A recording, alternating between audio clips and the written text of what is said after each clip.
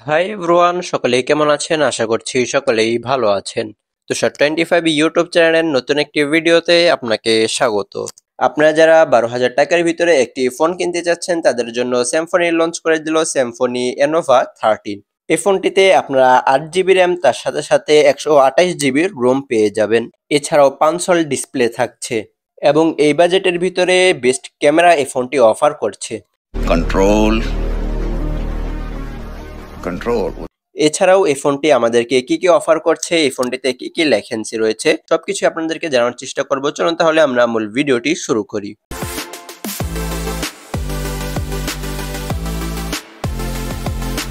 প্রথমে যদি এই ফোনটির লুকস এন্ড ডিজাইন নিয়ে কথা বলি, তাহলে এই ফোনটি সম্পূর্ণ প্লাস্টিক বিল্ড কোয়ালিটির, অর্থাৎ এই ফোনটির ব্যাকসাইড এবং ফ্রেমে প্লাস্টিক থাকছে। আর যে ব্যাকসাইডের ক্যামেরার মডিউলটা সেটা কিন্তু আইফোনের মতো দেওয়া হয়েছে। আর এই 10 থেকে 15 হাজার টাকার ভিতরের ম্যাক্সিমাম ফোনের ডিজাইন কিন্তু এরকম। এই ফোনটির ডিসপ্লের দিকে যদি আপনারা তাকান তাহলে সেখানে 5 ডিসপ্লে দেখতে পাবেন। আর এই ডিসপ্লের চারপাশের চিহ্ন এবং বেজেল আমার কাছে একটু মোটা মনে হয়েছে, তবে বাজেট অনুযায়ী ঠিক আছে। এই বাজেটে এর থেকেও ন্যারো চিন বেজেল এক্সপেক্ট করা যায় না। এই ফোনটির ডান সাইডের ফ্রেমে আপনারা পাওয়ার বাটন এবং তার উপরে ভলিউম লকার পেয়ে যাবেন। আর যে পাওয়ার বাটন দেওয়া হয়েছে সেখানে সাইড মাউন্টেন ফিঙ্গারপ্রিন্ট থাকছে, যেটি খুব ফাস্ট অ্যান্ড অ্যাকুরেট কাজ করছিল। আর বাম পাশে সিম কার্ড স্লট দেওয়া হয়েছে, যেখানে 2টি সিম এবং একটি মেমোরি কার্ড ব্যবহার করতে পারবেন।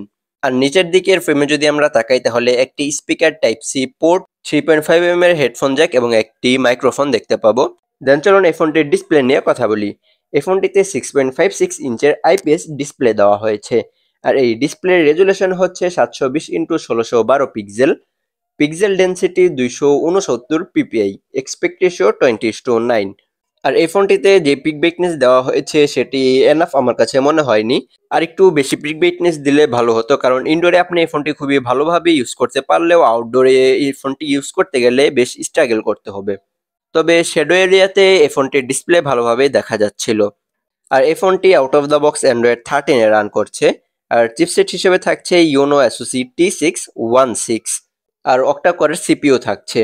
আর এই ফোনটিতে যে চিপসেটটি দেওয়া হয়েছে ইউনো এসওসি T616, এটি দারুণ একটি চিপসেট। এই চিপসেটটা দিয়ে আপনি এই বাজেটের অন্যান্য যে সমস্ত ফোন রয়েছে সেগুলোর থেকে বেটার পারফরমেন্স পাবেন। আর এছাড়াও এই ফোনটিতে কিন্তু আপনারা 6 জিবি র্যাম পেয়ে যাচ্ছেন, যেটা আপনারা 12,000 টাকায় কিনবেন। আসলে 6 জিবি র্যাম 128 জিবি রোমের যে ভেরিয়েন্টটি রয়েছে সেটি 12,000 টাকা না, 11,999 টাকা, অর্থাৎ 11,700 টাকার মতো। বেটা বেয়াদবি কিন্তু বেশি হয়ে যেতেছে। এই বাজেটের ভিতরে আপনারা এই ফোনটি থেকে বেস্ট পারফরমেন্স পাবেন। আর যদি 1,000 টাকা বেশি দিয়ে কেনেন তাহলে 8 জিবি র্যাম 128 জিবি রোম এই ফোনটি পেয়ে যাবেন। দেন চলুন এই ফোনটির ক্যামেরা নিয়ে কথা বলি। এই ফোনটিতে ট্রিপল ক্যামেরা সেটআপ দেওয়া হয়েছে, যার মেন ক্যামেরা হচ্ছে 108 মেগাপিক্সেলের, তার সাথে 2 মেগাপিক্সেলের ম্যাক্রো শুটার এবং 2 মেগাপিক্সেলের একটি ডেপথ সেন্সর দেওয়া হয়েছে। আর এই ফোনটির মেন ক্যামেরার পারফরমেন্স এভারেজ ছিল, খুব যে ভালো তা কিন্তু না। এখানে 108 মেগাপিক্সেল, এটা শুধু সংখ্যায় বাড়িয়েছে, ছবির কোয়ালিটিটা খুব একটা আমার কাছে ভালো লাগেনি। এই ফোনের ছবিগুলোতে একটু ওয়ার্ম টোন লক্ষ্য করা যাচ্ছিল, এছাড়াও ডাইনামিক রেঞ্জের একটু ঘাটতি রয়েছে। আর পোর্ট্রেট মোডের এজ ডিটেকশনটা খুব একটা ভালো না। দেন এই ফোনটির আপনারা 8 মেগাপিক্সেলের একটি ক্যামেরা পেয়ে যাবেন। আর এই ফোনটির ফ্রন্ট ক্যামেরাও কিন্তু খুবই ভালো ছিল তা কিন্তু না, একদমই এভারেজের মতো। আর এই ফোনটির মেন ক্যামেরা দিয়ে আপনারা সর্বোচ্চ 1080p 30fps এ ভিডিও রেকর্ড করতে পারবেন। স্যামসং এনোভা 30 এই ফোনটিতে সেন্সর হিসেবে থাকছে proximity sensor, light sensor, gravity sensor এবং কম্পাস। তবে এই ফোনটিতে আপনারা জাইরোস্কোপ সেন্সরটি পাচ্ছেন না, তবে আমার কাছে মনে হয় 12,000 টাকার ভিতরে এই সেন্সরটি দেওয়া উচিত ছিল।